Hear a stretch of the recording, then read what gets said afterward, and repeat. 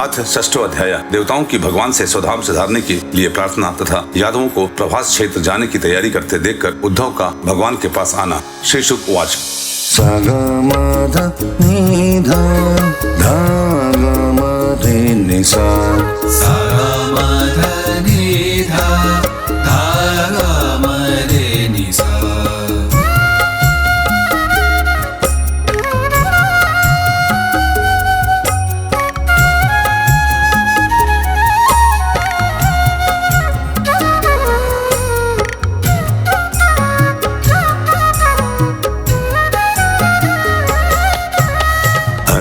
ब्रह्मात्मजर्देव प्रजेशैराव्यतोऽभ्यगा भवस्य भूतभावेषु ययो भूतगणान्वितः इन्द्रमरुद्भिर्भगवानदित्यवसु मोश्विनो वृषभवोऽङ्गिरसुरुद्र विश्वसभ्याश्वदेवतः गन्धर्वप्सरसुनागा सिद्धचारण गोयका ऋषयः पितरश्चैव सविद्याधर किन्नरः द्वारकामुपसञ्जय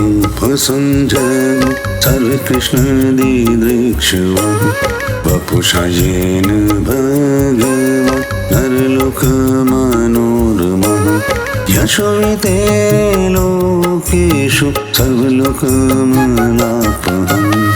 श्री सुखदेव जी कहते हैं, परीक्षित, जब देवर्षि नारद वासुदेव जी को उपदेश करके चले गए तब अपने पुत्र सनकादियों देवताओं और प्रजापतियों के साथ ब्रह्मा जी, भूतगणों के साथ सर्वेश्वर महादेव जी और मरुदगणों के साथ देवराज इंद्र द्वारकापुरी में आए। साथ ही सभी आदित्यगण, 8 वसु, अश्विनी कुमार, हरिभु, अंगिला के वंशज पुत्र, 11 रुद्र, विश्वदेव, साध्यगण, गंधर्व, अप्सराएं, नाग, सिद्ध, चारण, गुह्यक, ऋषि, पितर, विद्याधर और किन्नर भी वहाँ पहुंचे। इन लोगों के आगमन का उद्देश्य यह था कि मनुष्य का सा मनोहर वेश धारण करने वाले और अपने श्याम सुंदर विग्रह से सभी लोगों का मन अपनी ओर खींच कर रमा लेने वाले भगवान श्री कृष्ण का दर्शन करें, क्योंकि इस समय उन्होंने अपना श्री विग्रह प्रकट करके उसके द्वारा तीनों लोकों में ऐसी पवित्र कीर्ति का विस्तार किया है जो समस्त लोगों के पाप ताप को सदा के लिए मिटा देती है।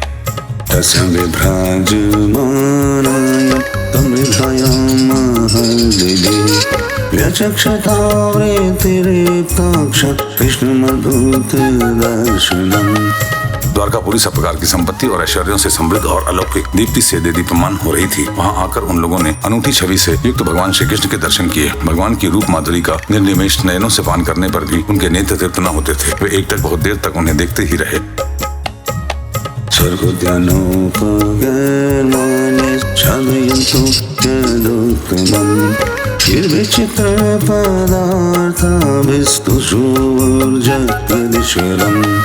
उन लोगों ने स्वर्ग के उद्यान, नंदनवन, चैत्र रथ आदि के दिव्य पुष्पों से जगदीश्वर भगवान श्री कृष्ण को ढक दिया और चित्र विचित्र पदों तथा अर्थों से युक्त वाणी के द्वारा उनकी स्तुति करने लगे। देवाचु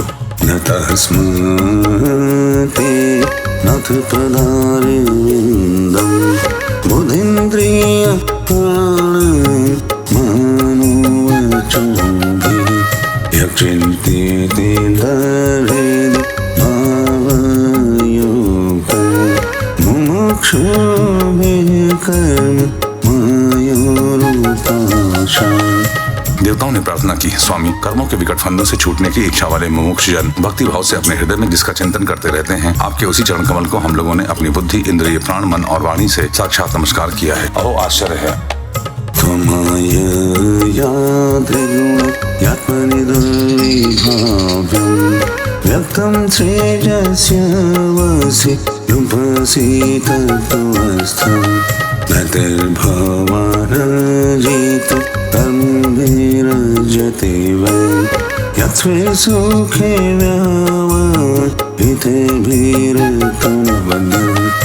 अजित, आप माइक रच आदि गुणों से स्थित होकर इस अचिंत्य नाम रूपात्मक प्रपंच की त्रिगुणमयी माया के द्वारा अपने आप में ही रचना करते हैं, पालन करते और संहार करते हैं। यह सब करते हुए भी इन कर्मों से आप लिप्त नहीं होते, क्योंकि आप राग, द्वेष आदि दोषों से सर्वथा मुक्त हैं और अपने निरावरण अखंड स्वरूप भूत परमानंद में मग्न रहते हैं।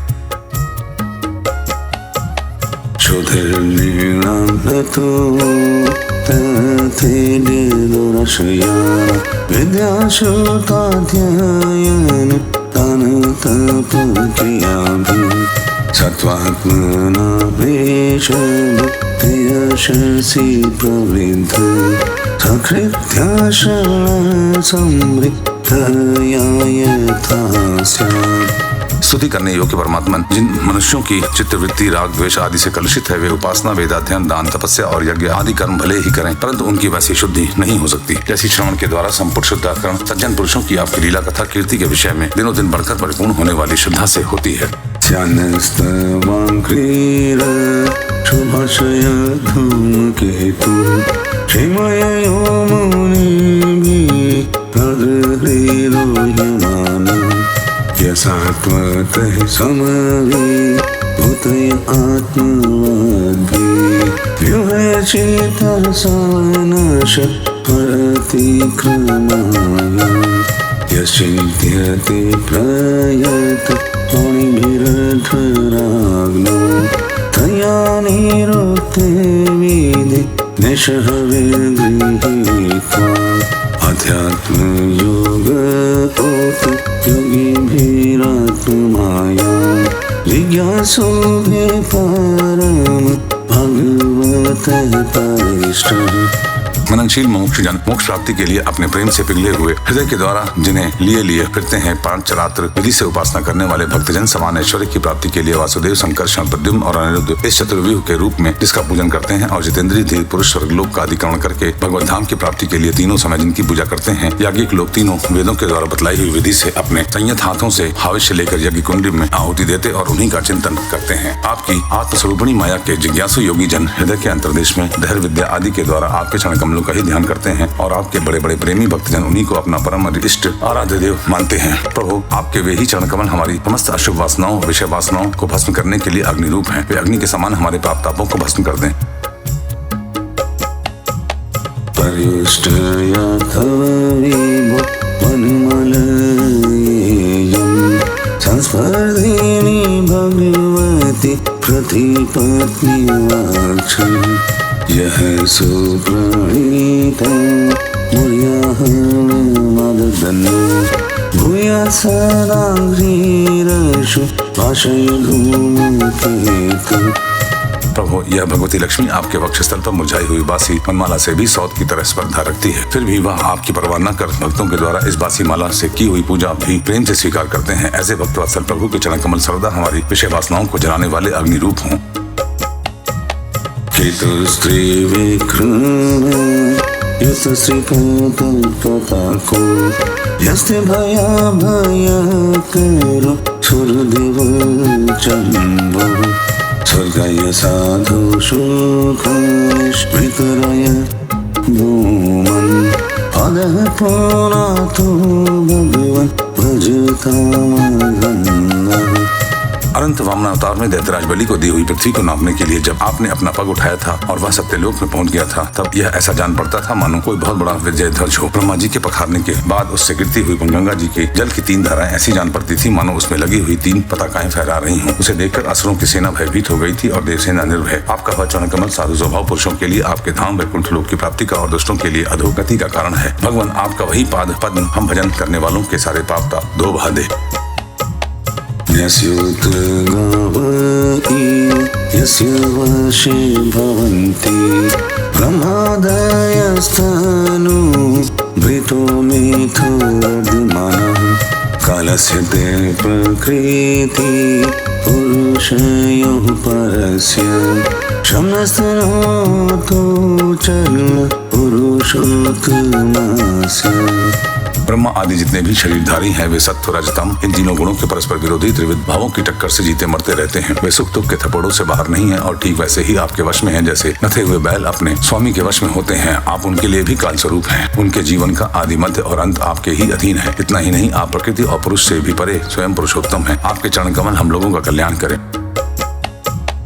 अस्यासि हेतुर्लय स्थिति संयमाना व्यक्त जीव महता महति कालमः सोऽयं तृणाभिर हिन पचये प्रवृत्त कालो गम्भीर सनातन पुरुषस्त्वम्।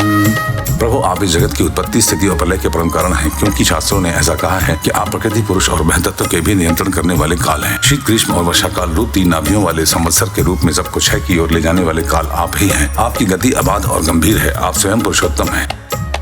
त्वतः पुमांसमादि गम्यया स्ववीर्यं दत्ते महान्तमेव गर्भमोघवीर्यः स्वयं तयानुगत आत्मन आण्डकोशं हेमं ससर्ज बहि आवरणरूपेतम्। यह पुरुष आपसे शक्ति प्राप्त करके अमोघ वीर हो जाता है और फिर माया के साथ संयुक्त होकर विश्व के महतत्व रूप गर्भ का स्थापन करता है। इसके बाद वह महतत्व त्रिगुणमयी माया का अनुसरण करके पृथ्वी, जल, तेज, वायु, आकाश, अहंकार और मन रूप 7 आवरणों वाले इस सुवर्ण वर्ण ब्रह्मांड की रचना करता है।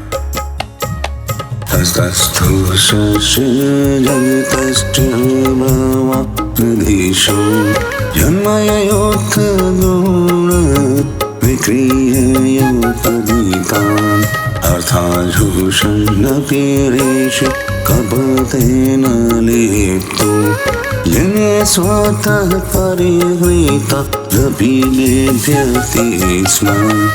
इसीलिए ऋषिकेश, आप समस्त चराचर जगत के अधीश्वर हैं। यही कारण है कि माया की गुण विषमता के कारण बनने वाले विभिन्न पदार्थों का उपभोग करते हुए भी आप उनमें लिप्त नहीं होते। यह केवल आपकी ही बात है। आपके अतिरिक्त दूसरे तो स्वयं उसका त्याग करके भी उन विषयों से डरते रहते हैं।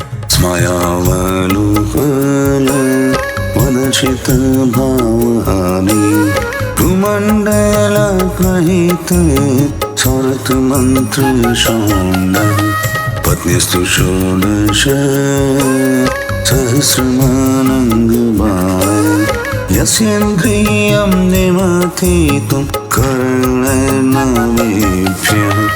16,000 से अधिक रानियां आपके साथ रहती हैं। वे सब अपनी मंद मंद मुस्कान और तिरछी चितवन से युक्त मनोहर भावों के इशारे से और सुर तलापों से प्रौढ़ सम्मोहक काम बाण चलाती हैं और काम कला की विविध रीतियों से आपका मन आकर्षित करना चाहती हैं, परंतु फिर भी वे अपनी परिपुट काम बाणों से आपका मन तनिक भी डिगा न सकें। वे असफल ही रहें।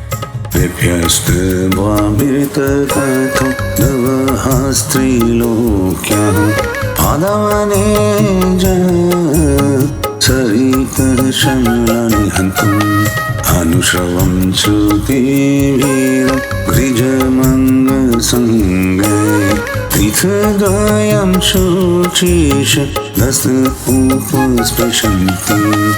आपने त्रिलोकी की पाप राशि को धो बहाने के लिए 2 प्रकार की पवित्र नदियां बाहर रखी थी। एक तो आपकी अमृतमयी लीला से भरी कथा नदी और दूसरी आपके पाद प्रक्षालन से जल से भरी गंगा जी। सत्संग सेवी विवेकी जन कानों के द्वारा आपकी कथा नदी में और शरीर के द्वारा गंगा जी में गोता लगाकर दोनों ही तीर्थों का सेवन करते हैं और अपने पाप ताप मिटा देते हैं। बादरायणी उवाच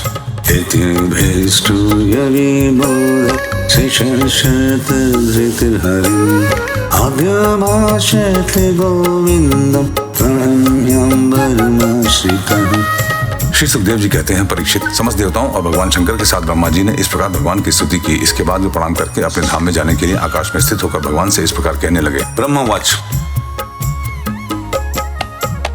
भूमिर्भारावताराय पुनर्विज्ञापित प्रभो त्वमस्माभिरशेषास्मन् तथैवोपपदितम्।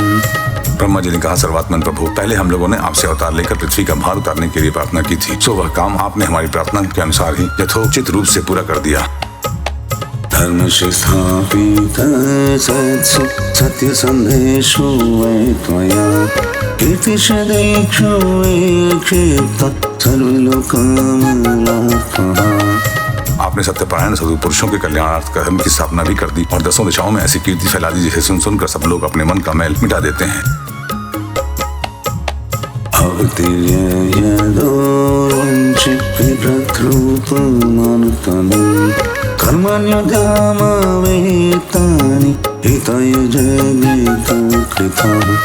आपने यह सर्वोत्तम रूप धारण करके यदुवंश में अवतार लिया है और जगत के हित के लिए उदारता और पराक्रम से भरी अनेकों लीलाएं की।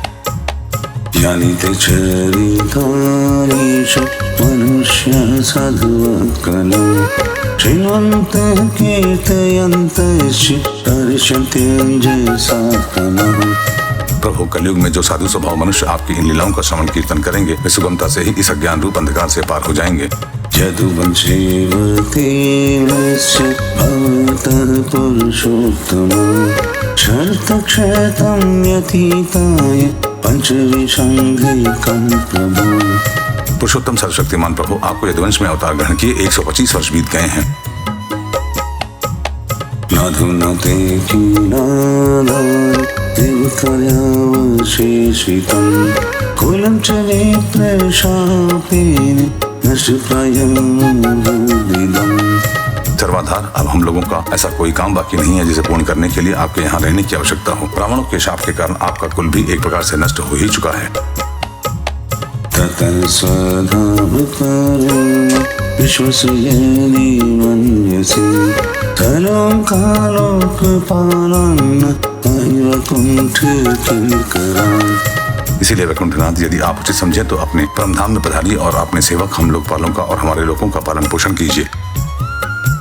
श्री भगवान उवाच अवधारेत मे तन्न यदथ विबुधेश्वर कृतं वः कार्यमखिलं भूमिर्भरोऽवतारितम्। भगवान श्री कृष्ण ने कहा, ब्रह्मा जी, आप जैसा कहते हैं मैं पहले से ही वैसा निश्चय कर चुका हूँ। मैंने आप लोगों का सब काम पूरा करके पृथ्वी का भार उतार दिया। तदिदं यानवको विरिशरश्रियोद्धतं लोकं जेघ्रे शरोधं विलयवमापाणवम्। परंतु अभी एक काम बाकी है, वह यह है कि यदुवंशी बल विक्रम वीरता शूरता और धन संपत्ति से उन्मत्त हो रहे हैं। ये सारी पृथ्वी को ग्रस लेने के लिए तुले हुए हैं। इन्हें मैंने ठीक वैसे ही रोक रखा है जैसे समुद्र को उसके तट की भूमि। यदि संहृत्य देवता यदुनं विपुलं कुलं गन्तस्म्यनेन लोकोय मुद्विलेन विनश्यति। यदि मैं घमंडी और उच्छृंखल यदुवंशियों का यह विशाल वंश नष्ट किए बिना ही चला जाऊंगा तो ये सब मर्यादा का उल्लंघन करके सारे लोगों का संहार कर डालेंगे। इदानीं नाशारब्ध कुलस्य द्विजशापतः यास्यामि भवनं ब्रह्म नितदन्ते तवानघ। निष्पाप ब्रह्मा जी, अब ब्राह्मणों के शाप से इस वंश का नाश प्रारंभ हो चुका है। इसका अंत हो जाने पर मैं अपने धाम में हो जाऊंगा। श्री शुक उवाच इत्युक्तो लोकनाथेन स्वयंभू प्रणिपत्यतं सह देवगणैर्देव प्रधाम समुपाद्यत।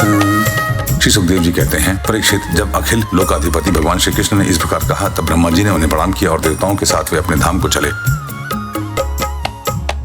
अथ तस्यां महोत्पातं पार्वत्यां समुत्थितां विलोक्य भगवान् यदुवृद्धान् समागतान्। उनके जाते ही द्वारकापुरी में बड़े बड़े अपशकुन, बड़े बड़े उत्पाद उठ खड़े हुए। उन्हें देखकर यदुवंश के बड़े बूढ़े भगवान श्री कृष्ण के पास आए। भगवान श्री कृष्ण ने उनसे यह बात कही। श्री भगवान उवाच इति वैसु महोत्पाता यतिष्ठन्ति सर्वतः शापशुनः कुलस्यासीत् महेभ्यो दुरत्ययः नवस्तव्यमिहास्माभिः जीवेषुभिरार्यकाः प्रभासं सुमहत्पुण्यं यस्य सुदेवमचिरम्। भगवान श्री कृष्ण ने कहा, गुरुजनों, आजकल द्वारका में जिधर देखिए उधर ही बड़े बड़े अपशकुन और उत्पात हो रहे हैं। आप लोग जानते ही हैं कि ब्राह्मणों ने हमारे वंश को ऐसा शाप दे दिया है जिसे टाल सकना बहुत ही कठिन है। मेरा ऐसा विचार है कि हम लोग अपने प्राणों की रक्षा चाहते हो तो हमें यहाँ नहीं रहना चाहिए। अब विलंब करने की आवश्यकता नहीं है। हम लोग आज ही परम पवित्र प्रभास क्षेत्र के लिए निकल पड़े। यत्र स्नात्वादशेषापो यक्ष्मणोडुरात् विमुक्तः किल्बिषात् सद्यो भेजे भूयः कालदयम्। प्रभास क्षेत्र की महिमा बहुत प्रसिद्ध है। जिस समय दक्ष प्रजापतियों के शाप से चंद्रमा को राजेश्वर रोग ने ग्रस लिया था, उस समय उन्होंने प्रभास क्षेत्र में जाकर स्नान किया और वे तत्क्षण उस पापजन्य रोग से छूट गए। साथ ही उन्हें कलाओं की अभिवृद्धि भी प्राप्त हो गई। वयं च तस्मिन्नालोके अर्पयित्वा पितॄन् सुरान् भोजयित्वोषिजो विप्र नानागुणवतान्धसा तेषु धनानि पात्रेषु श्रीधयुक्त्वा महान्ति वै वृजिनानि तरिष्यामि धनर्नोभिरिव लवम्। लोग भी प्रभास क्षेत्र में चलकर स्नान करेंगे, देवता एवं पितरों का तर्पण करेंगे और साथ ही अनेकों गुण वाले पकवान तैयार करके श्रेष्ठ ब्राह्मणों को भोजन कराएंगे। वहाँ हम लोग उन सत्पात्र ब्राह्मणों को पूरी श्रद्धा से बड़ी बड़ी दान दक्षिणा देंगे और इस प्रकार उनके द्वारा अपने बड़े बड़े संकटों को वैसे ही पार कर जाएंगे जैसे कोई जहाज के द्वारा समुद्र पार कर जाए। श्री शुक उवाच एवं भगवताष्ट यद्वाकुलनन्दना गन्तुं कृतधियस्तीर्थं चन्द्रनां समयोयुजम्। श्री सुखदेव जी कहते हैं कुलनंदन, जब भगवान श्री कृष्ण ने इस प्रकार आज्ञा दी तब यदुवंशियों ने एक मत से प्रभास जाने का निश्चय कर लिया और सब अपने अपने रथ सजाने जोतने लगे। तन्निरीक्षुर्धवो राजन् श्रुत्वा भगवतोदितं दृष्ट्वारिष्टानि घोराणि नित्यं कृष्णानुव्रतः विविक्त उपसङ्गं जगतानीश्वरेश्वरं प्रणम्य शिरसा पादम् अञ्जलिस्तदाश्रितम्।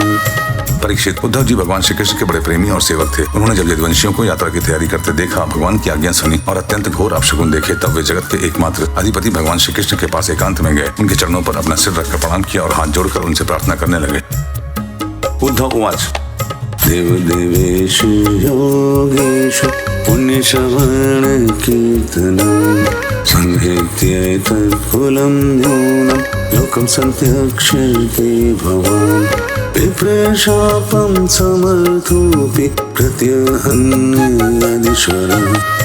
उद्धव जी ने कहा, योगेश्वर, आप देवादि देवों के भी अधीश्वर हैं। आपकी लीलाओं के श्रवण कीर्तन से जीव पवित्र हो जाता है। आप सर्वशक्तिमान परमेश्वर हैं। आप चाहते तो ब्राह्मणों के शाप को मिटा सकते हैं, परंतु आपने वैसा नहीं किया। इससे मैं यह समझ गया कि अब आप यदुवंश का संहार करके इसे समेटकर अवश्य ही इस लोक का परित्याग कर देंगे।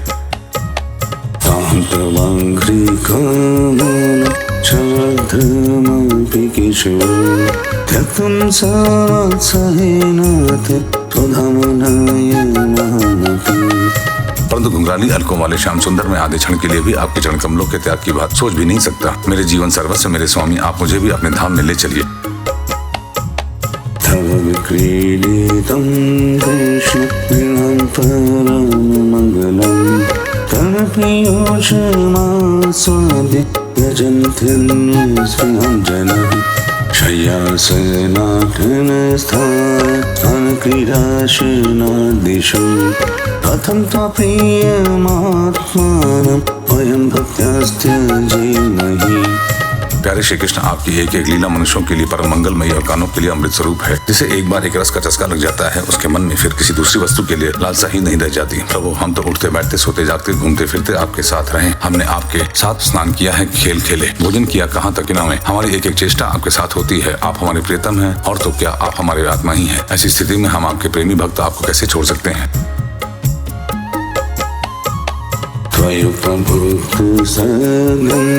वासोऽलङ्कार चर्चितः उच्छिष्ट भोजिनो दास तव मयांजलिमिह।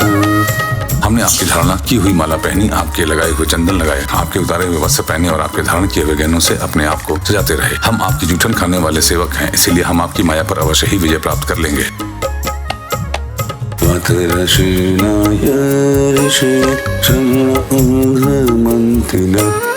नामाख्यं नाम ते यान्ति शान्तः सन्न्यासिनो मलः। हम जानते हैं कि माया को पार कर लेना बहुत ही कठिन है। बड़े बड़े ऋषि मुनि दिगंबर रहकर और आजीवन नैष्ठिक ब्रह्मचर्य का पालन करके आध्यात्म विद्या के लिए अत्यंत परिश्रम करते हैं। इस प्रकार की कठिन साधना से उन सन्यासियों के हृदय निर्मल हो पाते हैं और तब कहीं वे समस्त वृत्तियों की शांति रूप नैष्कर्म्य अवस्था में स्थित होकर आपको ब्रह्म नामक धाम को प्राप्त होते हैं। वयं त्वेह महायोगी भ्रमन्तः कर्मवस्मसु त्वद्वार्तयतरेष्यामः तव कर्दुस्तरन्तमः स्मरन्तः कीर्तयन्तस्ते कृतानि गदितानि च यत्युस्मृते क्षणक्षेलि यन्त्रेलोकरम्भनम्। महायोगेश्वर, हम लोग तो कर्म मार्ग में ही भ्रम भटक रहे हैं, परंतु इतना निश्चित है कि हम आपके भक्तजनों के साथ आपके गुणों और लीलाओं की चर्चा करेंगे तथा मनुष्य की सी लीला करते हुए आपने जो कुछ किया या कहा है उसका स्मरण कीर्तन करते रहेंगे। साथ ही आपकी चाल ढाल, मुस्कान, चितवन और हास परिहास की स्मृति में तल्लीन हो जाएंगे। केवल इसी से हम दुस्तर माया को पार कर लेंगे। श्री शुक उवाच एवं विज्ञापितो राजन् भगवान् देवकी सुतः एकान्तेन प्रियं प्रीत्य उद्धवं समभाषित। श्री सुखदेव जी कहते हैं, परीक्षित, जब उद्धव जी ने देवकी नंदन भगवान श्री कृष्ण से इस प्रकार प्रार्थना की, तब उन्होंने अपने अनन्य प्रेमी सखा एवं सेवक उद्धव जी से कहा।